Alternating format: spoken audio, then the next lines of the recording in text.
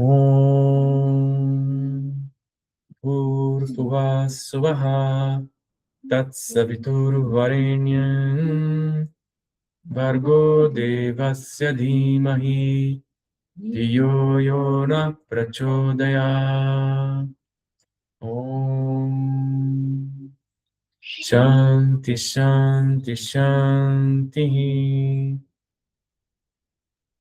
Oferecemos nossas mais humildes reverências aos divinos pés de lótus de Bhagavan Shri Satya Sai Baba. A gente começa hoje o capítulo 9,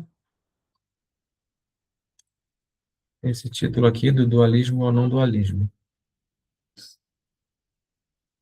Somente um homem desprovido de pensamentos, sankalpas, pode conquistar o desejo, kama, e a raiva, krodha. Asankalpa jayet kaman, krodham kaman vivarjanam. Esse princípio se aplica não apenas aos aspirantes espirituais, sadhakas, mas também às pessoas comuns. Na Bhagavad Gita, entretanto, essa declaração é destinada somente aos aspirantes espirituais, sadhakas. Os pensamentos, sankalpas, possuem vida. Eles são mais fortes do que pedras de granito. Mesmo se um homem morrer, seus pensamentos, sankalpas, vivem para sempre. Eles são sutis e nascem dos alimentos que são ingeridos. Os pensamentos puros se desenvolvem a partir do alimento puro. Todas as palavras faladas e todas as ações executadas por uma pessoa com pensamentos puros serão puras. O pensamento, sankalpa, de uma pessoa de pensamentos puros é como uma espada afiada. Sempre que mais qualidades, maus pensamentos e maus sentimentos surgem, ele os percebe e tenta destruí-los imediatamente. Por outro lado, no caso de uma pessoa de pensamentos impuros, por causa da influência dos seus pensamentos, sankalpas, o desejo, kama, e a raiva, krodha, se desenvolverão, e essa pessoa perderá o apetite por causa de gases, vata, secreção biliar, pitta, e catarro, sleshma. O Senhor Krishna enfatizou o fato de que o corpo, deha, também deve ser forte, puro e sagrado para capacitar uma pessoa a promover a divindade na humanidade. Vou reler. Somente um homem desprovido de pensamentos, sankalpas, pode conquistar o desejo, kama, e a raiva, krodha. Asankalpa jayet kaman, krodham kaman vijarjana. Esse princípio se aplica não apenas aos aspirantes espirituais, sadhakas, mas também às pessoas comuns. Na Bhagavad Gita, entretanto, essa declaração é destinada somente aos aspirantes espirituais, sadhakas. Os pensamentos, sankalpas, possuem vida. Eles são mais fortes do que pedras de granito. Mesmo se um homem morrer, seus pensamentos, sankalpas, vivem para sempre. Eles são sutis e nascem dos alimentos que são ingeridos. Os pensamentos puros se desenvolvem a partir do alimento puro. Todas as palavras faladas e todas as ações executadas por uma pessoa com pensamentos puros serão puras. O pensamento, sankalpa, de uma pessoa de pensamentos puros é como uma espada afiada. Sempre que mais qualidades, maus pensamentos e maus sentimentos surgem, ele os percebe e tenta destruí-los imediatamente. Por outro lado, no caso de uma pessoa de pensamentos impuros, por causa da influência dos seus pensamentos, sankalpas, o desejo, kama, e a raiva, krodha, se desenvolverão. E essa pessoa perderá o apetite por causa de gases, vata, secreção biliar, pitta e catarro, sleshma. O Senhor Krishna enfatizou o fato de que o corpo, terra, também deve ser forte, puro e sagrado para capacitar uma pessoa a promover a divindade na humanidade. Sairá.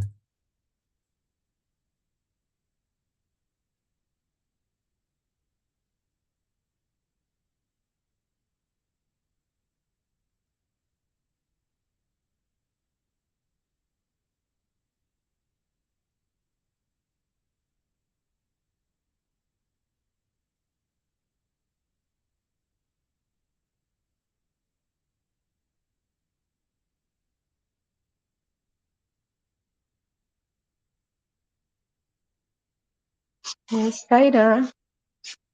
Nossa, que palavras fortes, né? Do nosso cotidiano. Então, a forma pensamento, pelo que eu entendi, seria isso, continuaria plasmando no planeta, mesmo com o término da forma física do ser. Muito interessante isso, né? Pelo menos foi mais ou menos assim que eu compreendi a força da forma pensamento ao ponto de interferir, né? Porque se a gente for imaginar, se foi isso mesmo que eu entendi, que Baba fala que, de certa forma, isso é falado em outras práticas espiritualistas, só estaria corroborando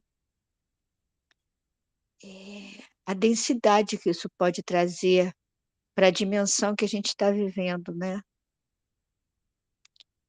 E o cuidado para conseguir, quando se vem esse tipo de pensamento, tirá-lo da mente, né? Eu procuro fazer um exercício que eu aprendi não, eu percebo que a minha mente está começando a querer tomar conta demais da situação, né? Mais além do que normalmente ela toma, para que eu consiga dispersar pensamentos intrusivos, né? Mas é bem interessante essa colocação do Papa, né? Essa questão do corpo físico também, como é que isso interfere na humanidade individualmente de maneira tão forte. Sairá.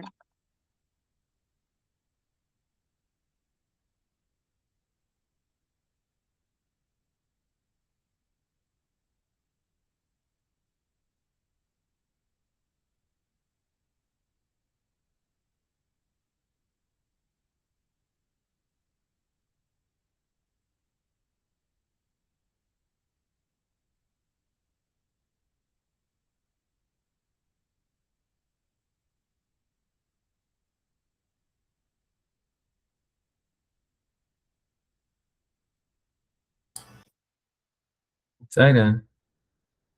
Foi mais ou menos assim que eu entendi também. E sempre que esse Baba fala do alimento, né? A gente lembra que tem um alimento que a gente come, né? Fisicamente, mas também todas as impressões que nos chegam através dos sentidos são nosso alimento, né? E assim, nossas companhias determinam o tipo de impressões que nós estamos recebendo, né? Inclusive num nível bem assim, material, né? Aquilo que a gente está ouvindo, aquilo que a gente está vendo, né? E,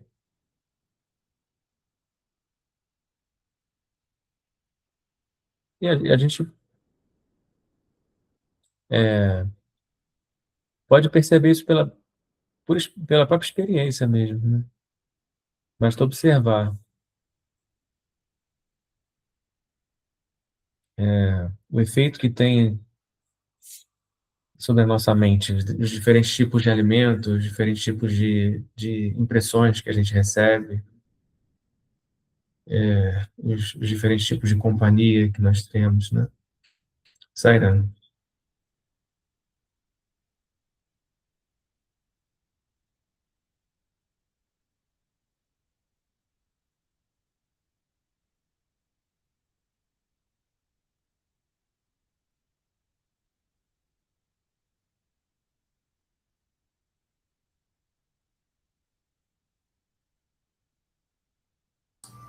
Sairão.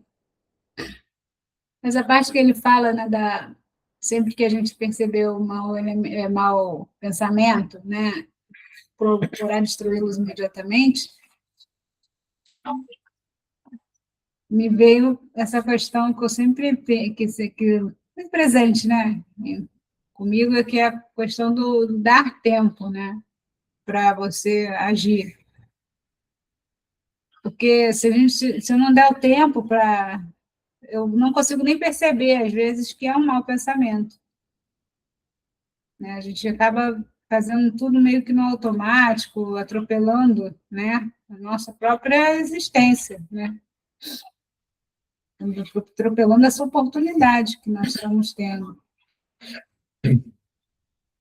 E, às vezes, essa pressa de fazer coisas, né, porque acredita-se que é preciso produzir, né, na vida, fazer alguma coisa, né, deixar um legado. Isso gera essa pressa de produzir, você, na verdade, só fica com a pressa, você não está fazendo nada, né? E, inclusive, está perdendo essa oportunidade de observar a si próprio, né? Quantas vezes eu já fiz um monte de coisa que eu não gostaria de ter feito porque eu não dei um tempo para observar, né? Se eu tivesse parado para observar e não ter o desejo de me livrar logo daquilo, né? Eu teria realmente me livrado daquilo, teria sido com essa espada afiada aí. Mas não, na pressa, ao invés de se livrar daquilo, né, ao invés de eu me livrar, na verdade, eu me embolei com aquilo, né? Então, eu acho que é importante sempre me vem muito, né? Para mim, pelo menos, essa questão de dar espaço para agir de uma forma mais coerente com aquilo que eu busco. Tairana.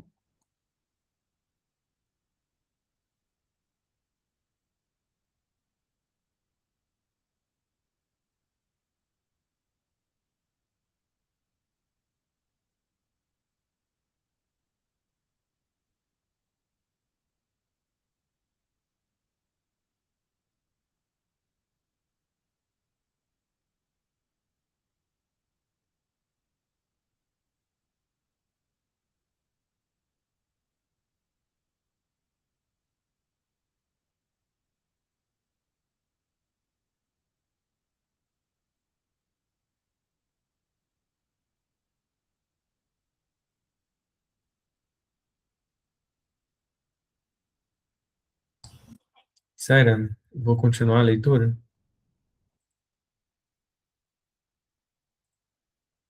A mente é um monte de pensamentos, sankalpas. Essa mente permeia constantemente o universo físico, o Bhutakasha, o mundo objetivo.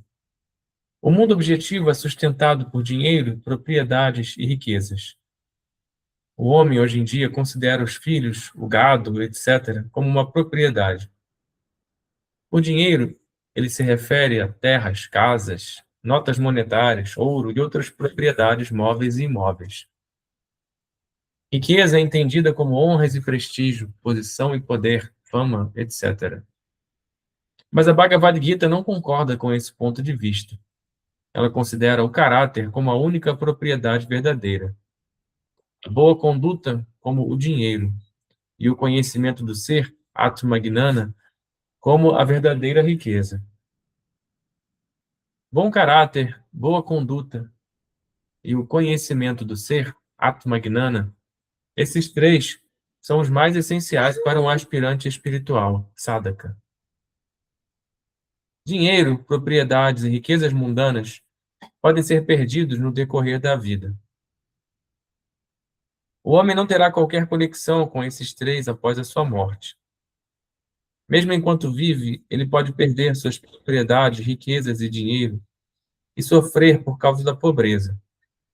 Mas bom caráter, boa conduta e o conhecimento do ser, Atmagnana, acompanharão o homem não apenas até o fim desta vida, mas também na vida subsequente. Eles o ajudarão a alcançar a unidade com Deus, Sayudhya. A boa fama do homem não está associada à sua estatura física e beleza. Ela não vem por conta de dinheiro, ouro e objetos materiais. Ela vem somente pelo caráter. Portanto, a Bhagavad Gita nos exortou a começar nossa busca pelo conhecimento do ser, Atmagnana, com a ajuda do bom caráter e da boa conduta. Vou reler.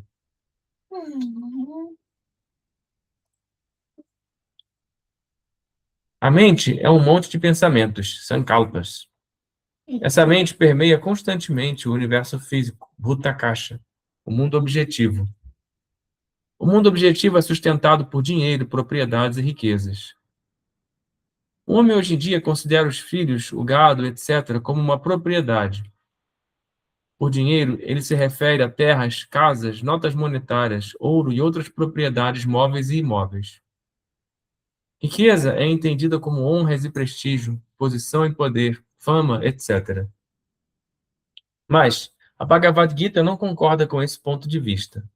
Ela considera o caráter como a única propriedade verdadeira, a boa conduta como dinheiro e o conhecimento do ser, Atmagnana, como a verdadeira riqueza. Bom caráter, boa conduta e o conhecimento do ser, Atmagnana. Esses três são os mais essenciais para um aspirante espiritual, sadhaka. Dinheiro, propriedades e riquezas mundanas podem ser perdidos no decorrer da vida. O homem não terá qualquer conexão com esses três após a sua morte. Mesmo enquanto vive, ele pode perder suas propriedades, riquezas e dinheiro e sofrer por causa da pobreza. Mas bom caráter, boa conduta e o conhecimento do ser, Atmagnana, acompanharão o homem não apenas até o fim desta vida, mas também na vida subsequente. Eles o ajudarão a alcançar a unidade com Deus, Sayudhya. A boa fama do homem não está associada à sua estatura física e beleza. Ela não vem por conta de dinheiro, ouro e objetos materiais. Ela vem somente pelo caráter. Portanto, a Bhagavad Gita nos exortou a começar nossa busca pelo conhecimento do ser, Atmagnana, com a ajuda do bom caráter e da boa conduta. Sairam.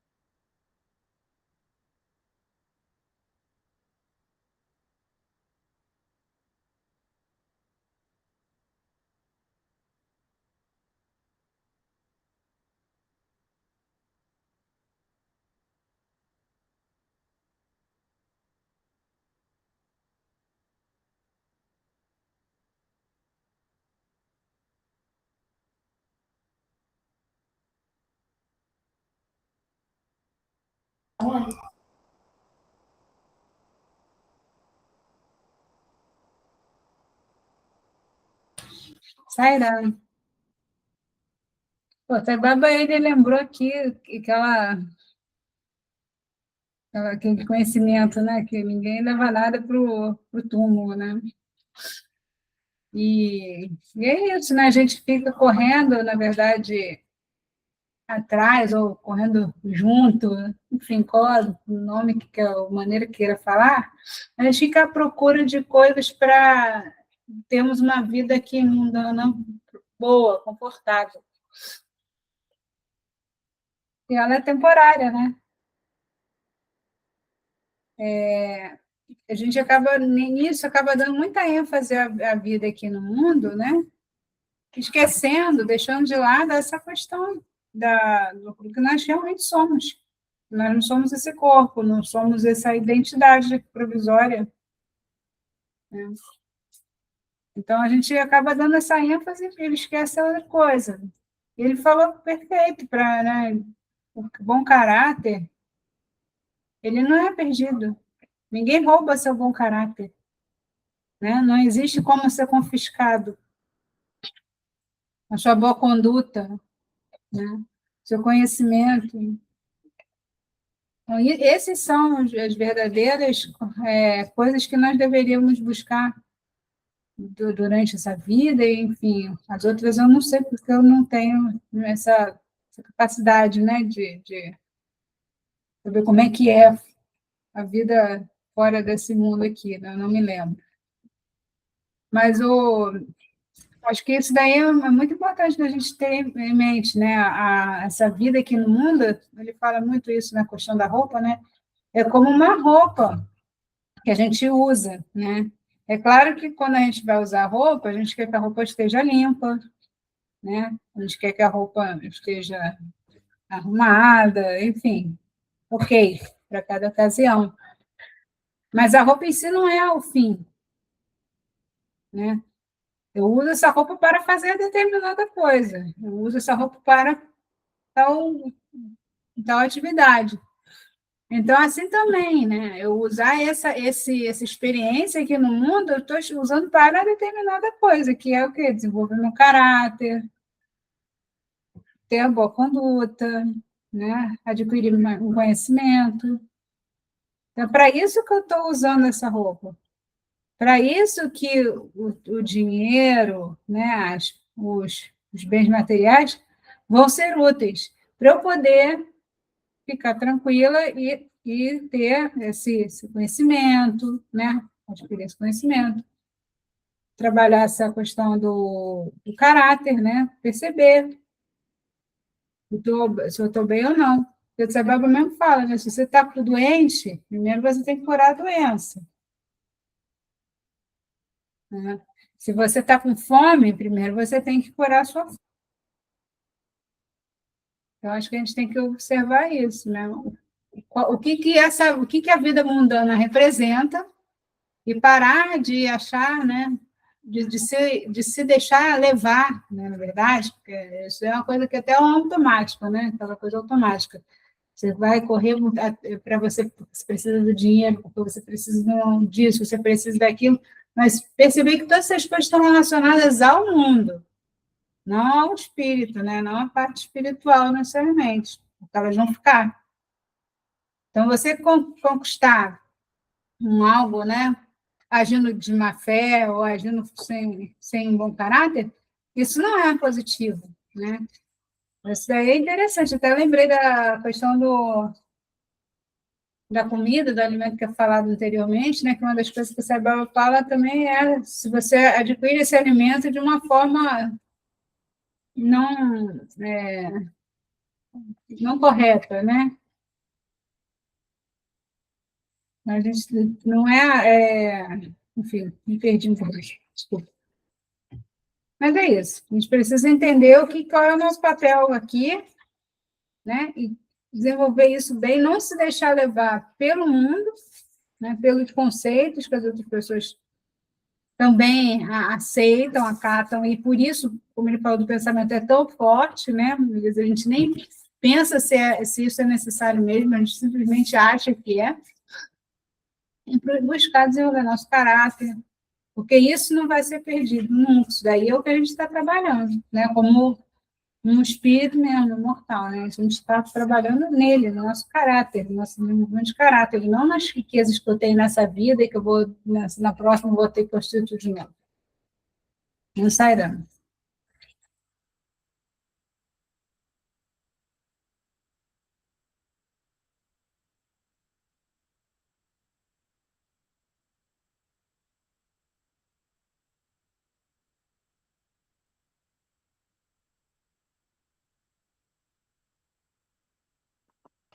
Sairam, é interessante, né?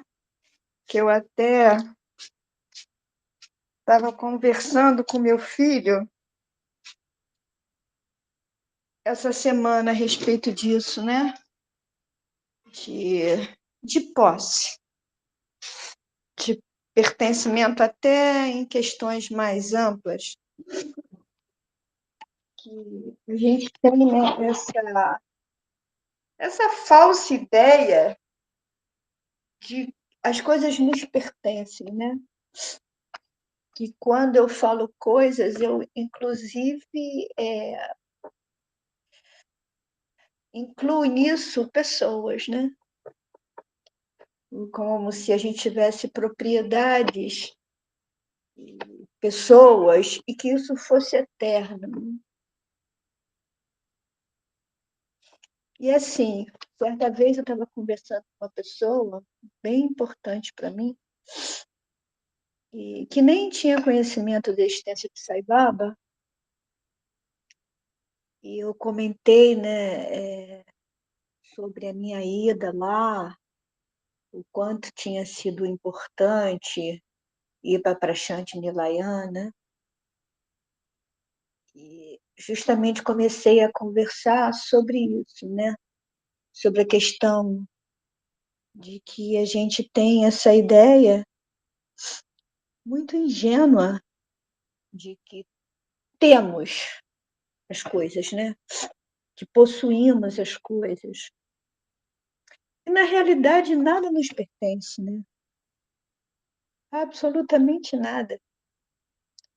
Tudo é um empréstimo, porque, como já foi dito aqui, a gente vai embora e não leva nada no caixão. Né? Nada. Aliás, a gente deixa no caixão o corpo, né? A gente não leva nada e deixa o corpo no caixão. E eu justamente estava conversando com a pessoa sobre isso, né? Que a gente acha que possui coisas, que a gente possui pessoas, e na realidade nem o nosso corpo nos pertence, porque a gente pode estar inteiro hoje e acontecer alguma coisa no meio do caminho e a pessoa e a gente acordar no dia seguinte um pedaço nosso não existe mais, né? A gente acha que a gente é dono das outras coisas, que a gente é dono das outras pessoas, que a gente controla tudo. E, na realidade, é tudo um empréstimo, porque na hora que Deus acha que as coisas têm que mudar, elas mudarão a despeito da nossa vontade. Não há absolutamente nenhum controle sobre nada, né? Nenhum controle. E não só uma parte do nosso corpo, como o nosso corpo todo pode ir embora a qualquer momento, né? Então, se nem o nosso próprio corpo nos pertence, como é que a gente pode ter a pretensão que o outro nos pertença ou que as coisas materiais nos pertencem, né? Sairá.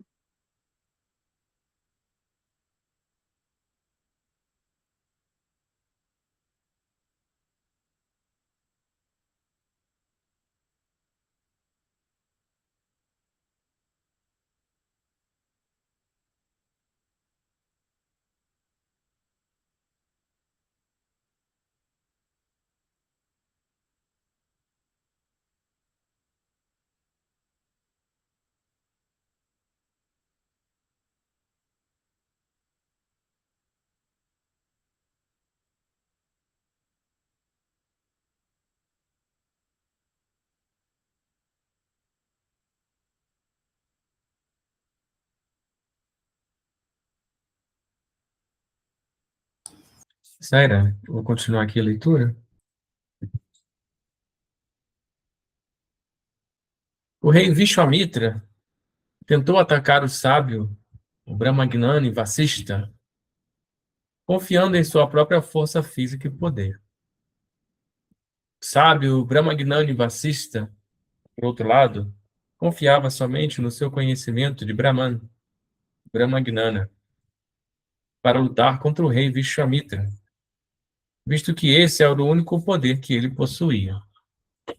Quando a luta começou, todas as flechas disparadas pelo rei Vishwamitra tornaram-se impotentes, como se tivessem sido disparadas contra uma montanha. Todas as armas se quebraram em pedaços. Vendo isso, o rei Vishwamitra realizou a verdade de que o poder monárquico e o poder físico desmoronam diante do poder de Brahman, Brahma Bala. Depois de realizar essa verdade, o rei Vishwamitra fez grande penitência para se tornar um sábio, Brahmagnani, como Vasistha. E por fim ele foi bem-sucedido. Duryodhana e seus irmãos, que confiavam em seu poder financeiro, em sua destreza física e na força de seu grande exército, em sua luta contra os virtuosos Pandavas, acabaram todos morrendo. Nenhum dos irmãos de Duryodhana estava disponível para executar os últimos ritos de seu pai, Dhritarashtra. Quando Duryodhana e Arjuna foram buscar a ajuda de Krishna para a guerra, Duryodhana buscou o poder físico de Krishna, tais como seu exército e suas armas. Arjuna, entretanto, caiu aos pés de Krishna e pediu com toda a humildade pelo próprio Senhor Krishna. Então, erguendo Arjuna e batendo em suas costas, Krishna disse: Levante-se, ó Dhananjaya. O destino é invencível. A verdade triunfará. A justiça terá sucesso. O egoísmo irá perecer. Essas são as características dessa era, Yuga Dharma. Veja, o pai de uma centena de filhos não será deixado com nem mesmo um filho para executar seus últimos ritos, quando o destino é outro. Sairá.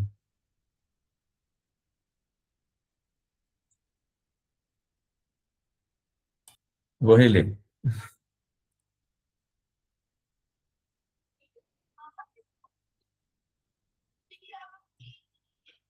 O rei Vishwamitra tentou atacar o sábio Brahmagnani Vasista, confiando em sua própria força física e poder.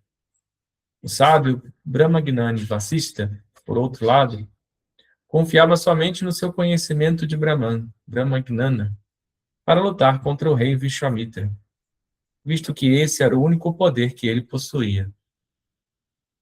Quando a luta começou, todas as flechas disparadas pelo rei Vishwamitra tornaram-se impotentes, como se tivessem sido disparadas contra uma montanha. Todas as armas se quebraram em pedaços. Vendo isso, o rei Vishwamitra realizou a verdade de que o poder monárquico e o poder físico desmoronam diante do poder de Brahman, Brahmabala. Depois de realizar essa verdade, o rei Vishwamitra fez grande penitência para se tornar um sábio, Brahmagnani, como Vasista. E por fim ele foi bem-sucedido. Duryodhana e seus irmãos, que confiavam em seu poder financeiro, em sua destreza física e na força de seu grande exército, em sua luta contra os virtuosos Pandavas, acabaram todos morrendo. Nenhum dos irmãos de Duryodhana estava disponível para executar os últimos ritos de seu pai, Dhritarashtra. Quando Duryodhana e Arjuna foram buscar a ajuda de Krishna para a guerra, Duryodhana buscou o poder físico de Krishna, tais como seu exército e suas armas. Arjuna, entretanto, caiu aos pés de Krishna e pediu com toda humildade pelo próprio Senhor Krishna. Então, erguendo Arjuna e batendo em suas costas, Krishna disse: Levante-se, ó Dhananjaya. O destino é invencível. A verdade triunfará. A justiça terá sucesso. O egoísmo irá perecer. Essas são as características dessa era, Yuga Dharma. Veja, o pai de uma centena de filhos não será deixado com nem mesmo um filho para executar seus últimos ritos, quando o destino é outro. Sairá.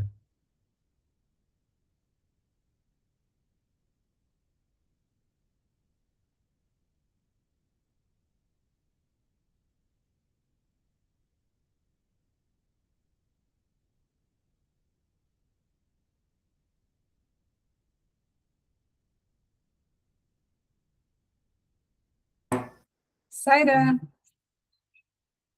Ele deu dois exemplos aqui, né, de quando a gente se apoia naquilo que não é, que é do caso do Vishwamitra e dos Kauravas, que se apoia naquilo que não existe, né, que é só uma ilusão.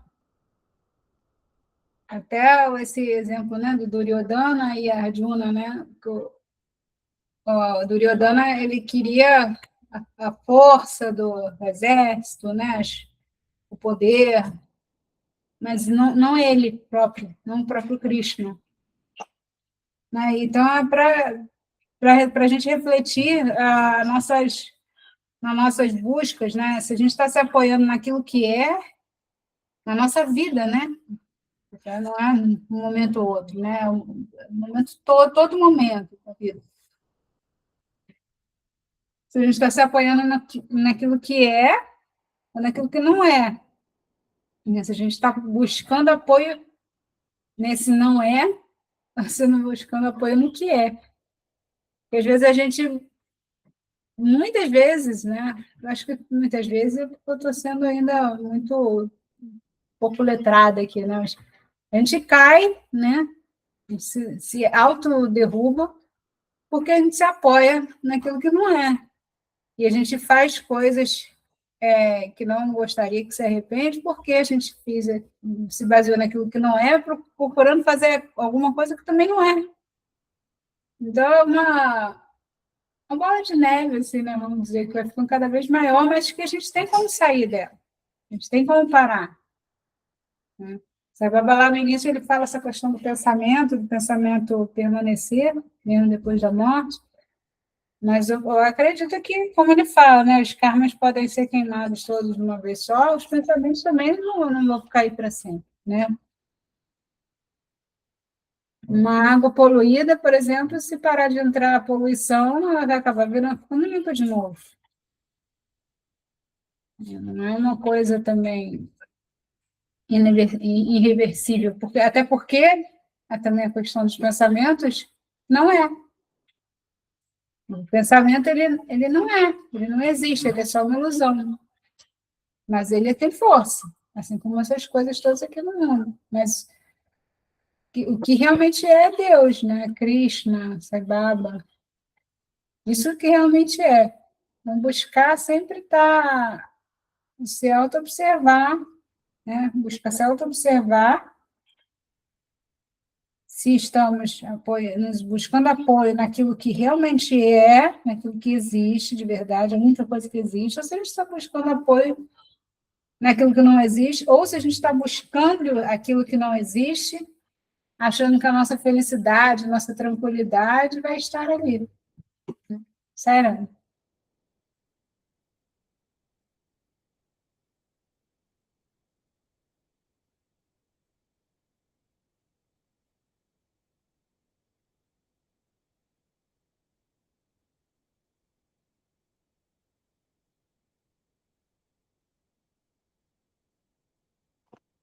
Sairá.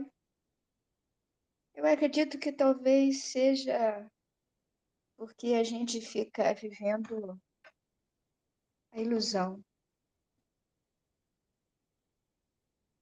Talvez seja isso. Sairá.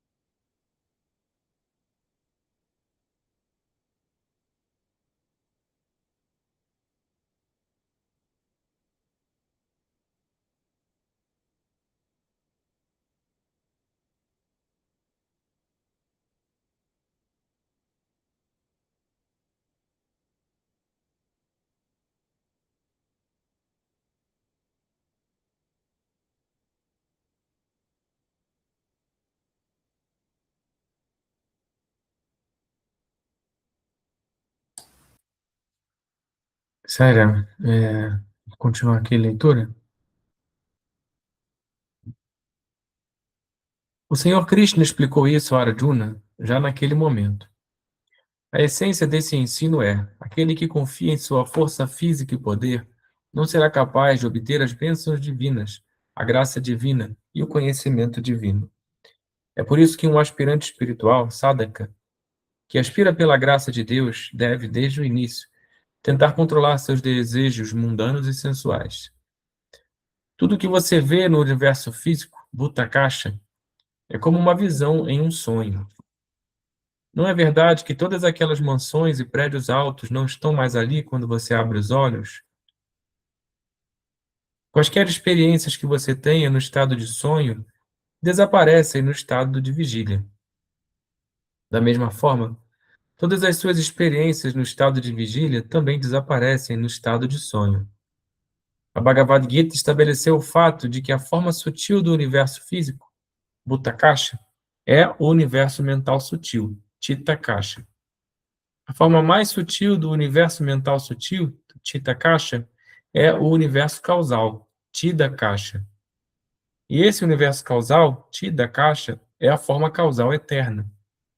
Esse universo causal, Chitta-Kasha, permeia todo o universo como o mais minúsculo dos minúsculos e o mais poderoso dos poderosos.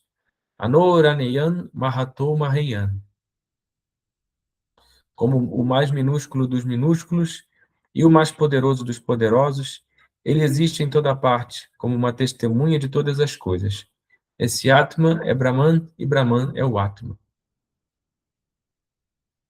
Vou reler.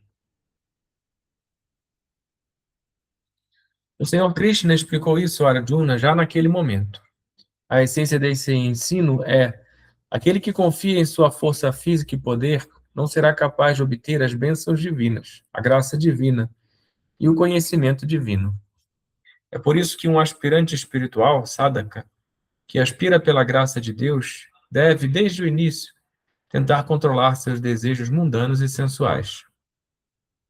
Tudo que você vê no universo físico, Bhuta-Kasha, é como uma visão em um sonho. Não é verdade que todas aquelas mansões e prédios altos não estão mais ali quando você abre os olhos? Quaisquer experiências que você tenha no estado de sonho desaparecem no estado de vigília. Da mesma forma, todas as suas experiências no estado de vigília também desaparecem no estado de sonho. A Bhagavad Gita estabeleceu o fato de que a forma sutil do universo físico, Bhuta-Kasha, é o universo mental sutil, Chitta-Kasha. A forma mais sutil do universo mental sutil, Chitta-Kasha, é o universo causal, Chitta-Kasha. E esse universo causal, Chitta-Kasha, é a forma causal eterna. Esse universo causal, Chitta-Kasha, permeia todo o universo como o mais minúsculo dos minúsculos e o mais poderoso dos poderosos. Anoraneyan Mahato Mahayan. Como o mais minúsculo dos minúsculos e o mais poderoso dos poderosos, ele existe em toda parte, como uma testemunha de todas as coisas. Esse Atma é Brahman e Brahman é o Atma. Tairana.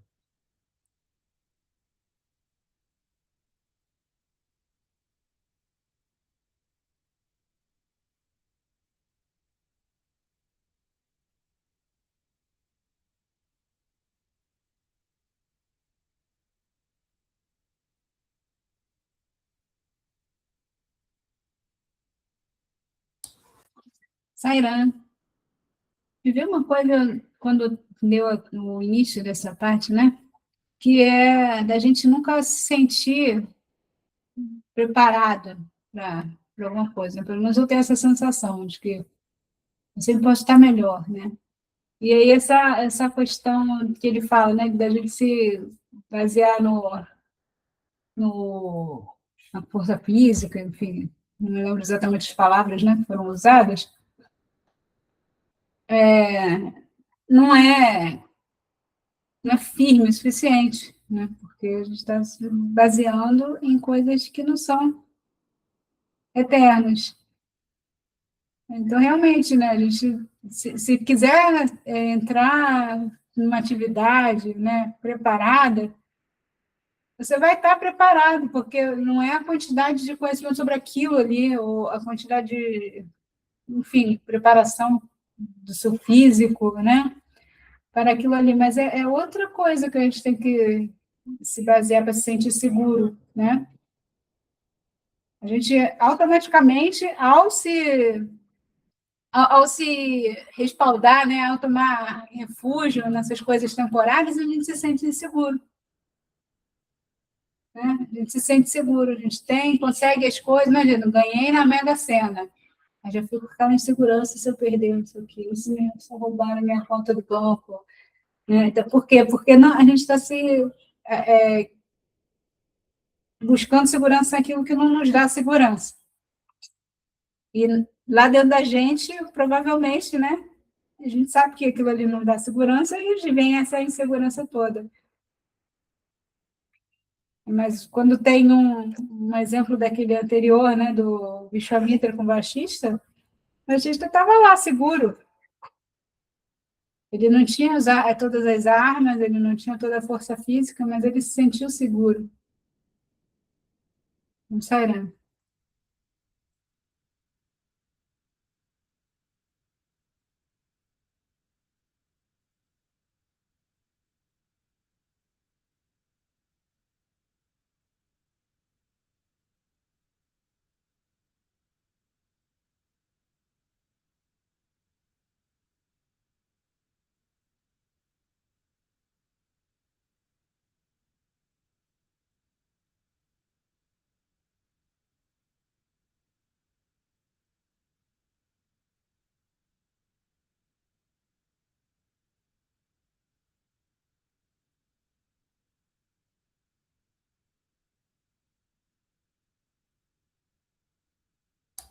Sério.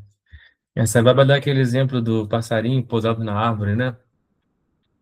O vento balança a árvore, mas o passarinho não está preocupado porque ele não está, a segurança dele não está na árvore, mas nas asas dele. Tem um poeta indiano que ele compara a nossa situação, a seguinte situação. Eu vi tinha uma corda, né? No caminho eu achei que fosse uma cobra. Eu imaginei que fosse uma cobra. Aí eu fui picado por essa cobra ilusória. E o veneno ilusório da cobra ilusória me fez sentir uma sede ilusória. E eu estou tentando saciar essa sede nas águas ilusórias de uma miragem, né? Então, essa nossa busca por segurança, né, no mundo é como essa situação, né? Na verdade, é a miragem do deserto. Na verdade, não tem água nenhuma ali que não pode saciar a minha sede. Minha própria sede é uma ilusão, porque foi causada por uma outra ilusão, que é a cobra na corda.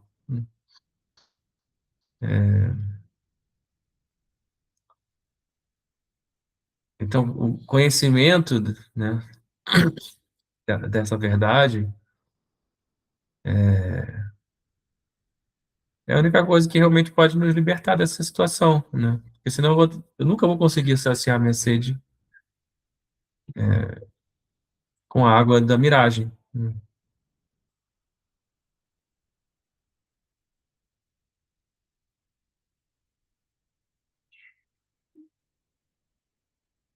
E Sai Baba está nos dando assim né, uma forma bastante descritiva esse conhecimento quando ele fala dos três níveis de realidade, né? O universo físico, o universo mental, o universo causal. Sendo que o universo físico inteiro ele está contido no universo mental. Assim como todo o universo que você vê no seu sonho, ele está contido na sua mente. E o universo mental, por sua vez, está contido no universo causal.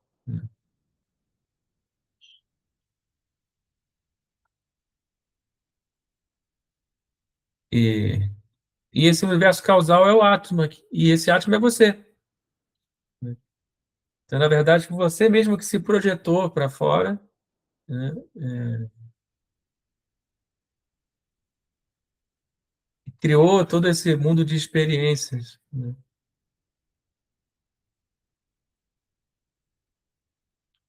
Aí, quando você se dá conta disso, né, que você se liberta desses, de ser afetado por os pares de opostos, né? Sério.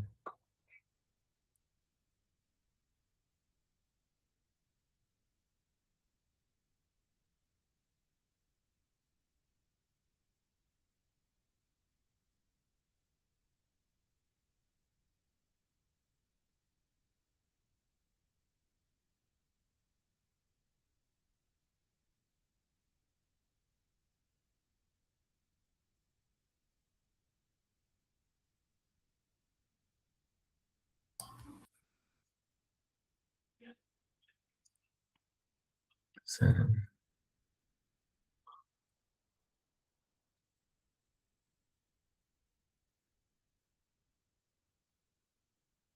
Acho que a gente pode parar por hoje. A gente continua na próxima. Sério. Om Swasti Prajabhya Paripalayantam Jnanena Magena Mahi Mahisha Go Brahmanebhya Shubhamastu Nityam Samasta Loka Sukhino Bhavantu Om Shanti Shanti Shanti